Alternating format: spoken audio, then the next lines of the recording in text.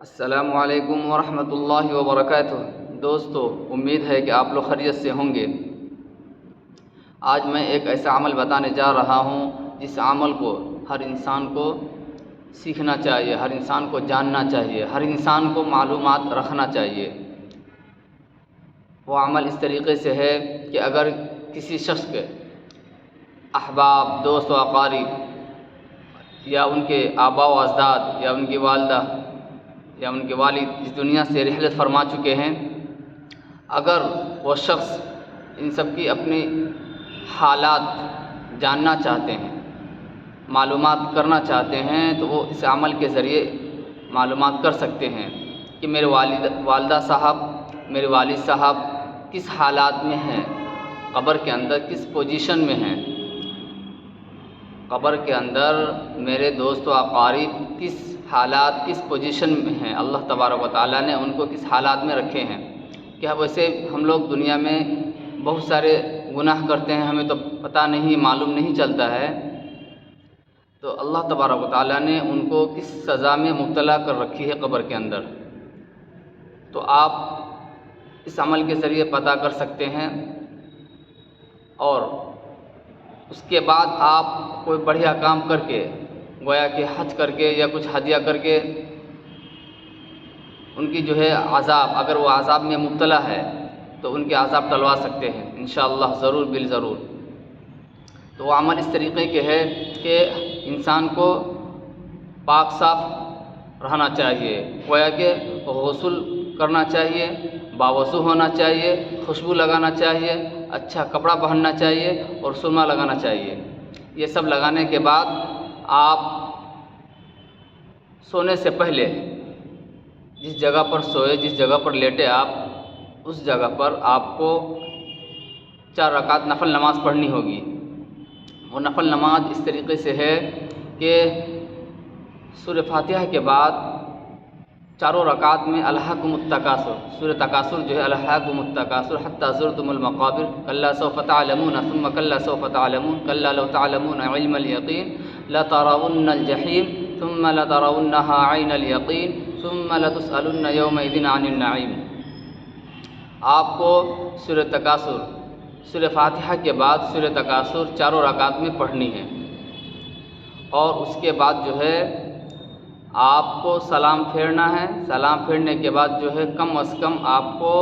100 مرتبہ درود شریف پڑھنی ہے، اور 100 مرتبہ درود شریف پڑھتے پڑھتے آپ سو جائیں۔ اسی طریقے سے آپ عمل کرتے رہیں گے انشاءاللہ، کچھ دن، چند دن میں انشاءاللہ آپ جن سے ملنا چاہتے ہیں عمل کے دوران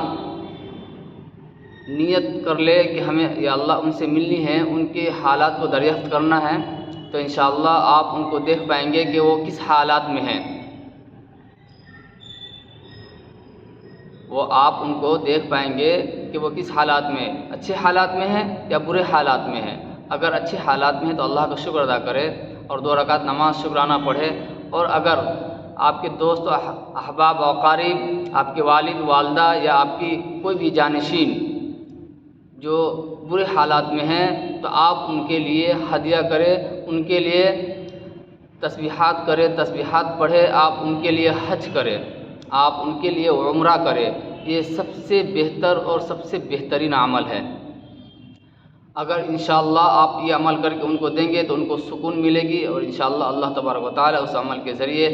ان کے اوپر جتنی عذاب مسلط ہو رہی ہے، ہو رہی تھی، سب کے سب کیا کریں گے، اللہ تبارک و تعالیٰ ختم کر دیں گے۔ تو یہ عمل آپ کو سمجھ میں آ گئی ہے۔ میں ایک مرتبہ دوبارہ آپ کو بتا دینا چاہتا ہوں سامعین کہ سب سے پہلے آپ کو غسل کرنا ہے، سب سے پہلے کیا کرنا ہے، آپ کو غسل کرنا ہے۔ پھر اس کے بعد کیا کرنا ہے، اچھے کپڑے پہننے کے بعد، اچھے کپڑے پہننے کے بعد آپ کو خوشبو لگانا ہے، اس کے بعد سرما لگانا ہے، اس کے بعد آپ سونے سے پہلے جس جگہ پر آپ سوئیں گے، لیٹیں گے، اسی جگہ پر مصلی بچھا کر کے آپ 4 رکعت نماز پڑھنا ہے۔ آپ کو 4 رکعت نماز پڑھنے کے بعد جو ہے آپ چاروں نفل نماز میں آپ کو سورہ تکاثر کے بعد سورہ فاتحہ کے بعد سورہ تکاثر پڑھنا ہے، چاروں نفل نماز میں سورہ فاتحہ کے بعد سورہ تکاثر کو پڑھنا ہے، یہ چیز آپ یاد رکھیے گا۔ اس کے بعد سلام پھیرے، سلام پھیرنے کے بعد کم از کم درود شریف جو نماز میں پڑھتے ہیں، درود ابراہیمی، وہ درود شریف کم از کم 100 مرتبہ پڑھ کر آپ سو جائے، اسی خیال میں، اسی نیت میں۔ انشاءاللہ آپ کا عمل جیسا رہے گا آپ اسی حساب سے دیکھیں گے۔ اگر آپ اچھے پرہیزگار ہے، متقی ہے، تو انشاءاللہ آپ جلدی دیکھیں گے، اور آپ کے اندر شریعت کی پابندی نہیں ہے، متقی نہیں ہے، پرہیزگاری نہیں ہے، تو آپ کو دیکھنے میں دیری ہو سکتی ہے۔ ٹھیک ہے، ہم اپنے اعمال کے کمی کی وجہ سے دیری سے دیکھ سکتے ہیں، اگر ہمارے اعمال اگر اچھے ہوں گے تو انشاءاللہ ہم بہت جلد دیکھیں گے، کیونکہ اللہ کا کلام جھوٹا نہیں ہے، اللہ تبارک و تعالیٰ کا کلام جھوٹا نہیں ہے، یاد رکھیے گا۔ اور نہ نبی جھوٹے ہیں، نہ نبی کی بات جھوٹی ہے، یہ چیز یاد رکھیے گا۔ ہم جھوٹے ہیں، ہاں، کیونکہ اللہ تبارک و تعالیٰ کا کلام جھوٹا نہیں ہے۔ تو آپ لوگوں سے میری گزارش یہ ہے کہ آپ لوگ میری بات سمجھ میں آ گئی ہوگی آپ لوگوں کو، اور اس ویڈیو کو جتنے سارے مسلمان بھائی ہیں، کیونکہ اس چیز کو سب مسلمان بھائی کو جاننا چاہیے، تو سب کے پاس آپ شیئر کیجئے، لائک کیجئے گا، سبسکرائب کیجئے گا۔ اس سے کیا ہوگا، لائک کرنے سے میرا بھی موٹیویشن بنتا رہے گا، انشاءاللہ میں جتنا اچھا ہو سکے کنٹینٹ بنا کے لاؤں گا اور آپ کے سامنے پیش کروں گا۔ اگر میری بات میں کچھ کمی بیشی ہو گئی ہے یا ہوتی ہے یا ہو رہی ہو تو آپ سے میری مؤدبانہ التماس ہے، گزارش ہے کہ آپ معاف کر دیں۔ وآخر دعوانا ان الحمد للہ رب العالمین۔